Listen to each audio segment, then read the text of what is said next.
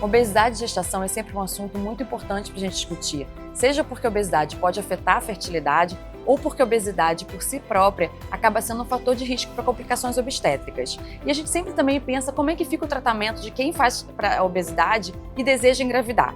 Bom, vou conversar com o Dr. Luciano Albuquerque, que vai trazer algumas novidades do que a Sociedade Europeia de Obesidade tem colocado sobre esse assunto. Luciano, conta um pouquinho pra gente. Então, a gente tem alguns cuidados tanto no período pré-concepção, no período durante a gestação e no período pós-gestacional.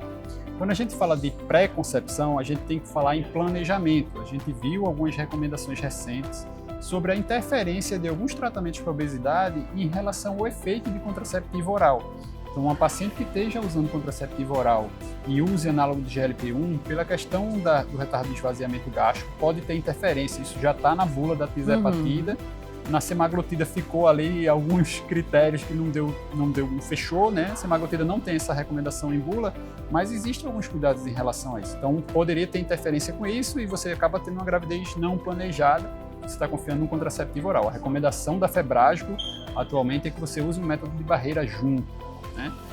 Além disso, a gente tem que lembrar que a obesidade por si é uma causa de infertilidade, você já colocou. Então, a paciente começa a perder peso, vai melhorar a fertilidade. Às vezes ela não está planejando, ela nem usava nada porque ela não engravidava e fica tem que avisar que você pode ter esse risco maior em relação a ter uma gravidez. E aí existe o planejamento. Eu acho que nesse ponto até a gente vai lembrar da síndrome dos ovários policísticos e que as pacientes costumam estar em amenorreia ou ter oligomenorreia, e a partir do momento que fazem o tratamento da obesidade, elas acabam retomando essa fertilidade e às vezes engravidam sem nenhum tipo de planejamento. Então isso até é muito importante que a gente, né, coloque isso em evidência na nossa conversa com a paciente. Isso, né? Quando não continua em amenorreia, né? Acaba porque engravidou direto. Se está usando a medicação, já está ali no meio da gravidez. Então é um ponto que realmente tem que ter cuidado, tem que ter monitorização e planejamento, né? A gente tem que ter esse cuidado. E aí a gente vai lembrar que quando você interrompe qualquer tratamento de obesidade, você tem sempre um reganho de peso, né? A gente viu isso em vários estudos. Então essa interrupção também tem que ser planejada. Se essa paciente vem em uso de medicação, ela precisa interromper. A recomendação é que sejam 3 meias-vidas antes, né, do período da concepção. Então, se eu estiver usando um análogo semanal, teria que ser 3 semanas antes. E por aí vai, como se fosse quase aquele planejamento de anestesia, né? Então, você, para fazer essa interrupção, teria que estar muito segura em relação ao controle de peso corporal, já está ali bem adaptada. Talvez valesse a pena, seria um caso onde a gente pensasse em fazer algum desmame, já que isso não é uma recomendação. A gente lembra que a obesidade é uma condição crônica que, assim, numa condição que não seja nesse sentido, a gente não deve suspender o tratamento, né? Mas, particularmente em relação à concepção, a gente tem que fazer essa interrupção durante o período gestacional. Quando a gente fala da gravidez em si, as recomendações seriam as mesmas, seriam em relação aos cuidados pré-concepção, você fazer algumas suplementações, usar aquelas vitaminas que são apropriadas para esse período, lembrar que a paciente que tenha sido submetida, por exemplo, a uma cirurgia bariátrica precisa incrementar a dose do que ela já esteja usando, você fazer essa avaliação mais inicial, né? Precisa ter cuidado em relação a complicações hipertensivas e ao diabetes gestacional. Então, a paciente com obesidade está mais exposta ao risco de fazer complicação hipertensiva e fazer diabetes. Então, o rastreio já deve ser feito na primeira consulta e o TOTG fica indicado como todo mundo ali entre a 20ª e 24ª semana fazer o rastreio com o TOTG. Em caso de não ter diabetes gestacional, muito melhor para a gente, mas se tiver, também vai implicar mais cuidados posteriores. Outro ponto que também chamou muita atenção foi a questão do tromboembolismo venoso. Seria a principal causa de morbidade e mortalidade de mulheres com obesidade durante a gestação.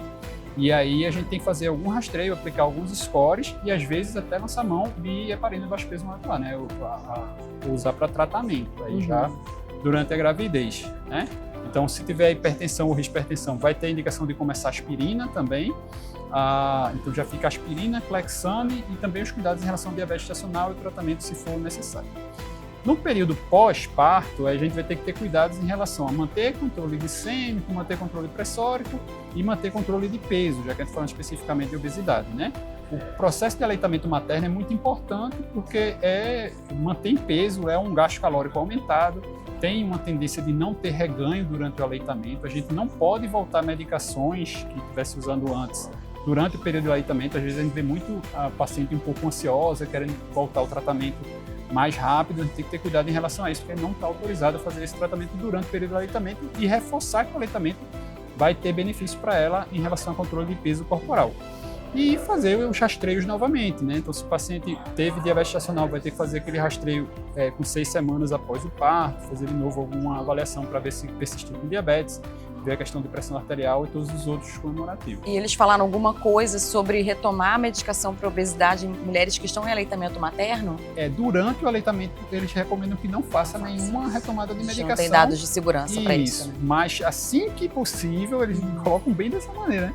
Assim que possível, retornar ao tratamento que teve mais benefício para paciente no pré, né? Então, assim, o análogo de GLP-1 a gente sabe que está sendo muito usado hoje, e aí nesse período pós, quando interrompeu o aleitamento, a orientação é que volte, porque o próprio aleitamento já seria um tratamento, vamos dizer assim, e aí nesse período de interrupção você pode ter um risco maior de reganho mesmo. Então tem que ser bem, de novo, a palavra vai ser planejamento. Nesse período pós-parto, aleitamento, a gente tem que planejar esse momento de interromper o aleitamento, porque às vezes a gente sabe que a mãe volta a trabalhar e só amamenta uma vez à noite, e às vezes aquele período, se ela tiver num processo de reganho de peso, talvez, infelizmente, a gente tivesse que orientar uma interrupção mais precoce para fazer o tratamento dela, porque seria necessário. Então, assim, na verdade, de tudo que o Dr. Luciano colocou aqui, fica pra gente, né, o quanto que esse tópico, né, gestação e obesidade é muito importante quando a gente está conversando com a nossa paciente. Então, a gente tem que colocar, né, quais são os cuidados contraceptivos e interações com medicação de obesidade, quais seriam, então, como a gente tem que programar a gestação, né, quais são os cuidados também ao longo da gestação e no pós-parto. E uma equipe multiprofissional, pelo que a gente percebeu que de tudo que ele falou, quanto que é importante, que a gente vai ter que colocar isso, né, em jogo, colocar isso bem claro para a paciente, do que ela tem que ter de cuidado. Obrigada, Luciano. Prazer ter você aqui. Até mais, pessoal.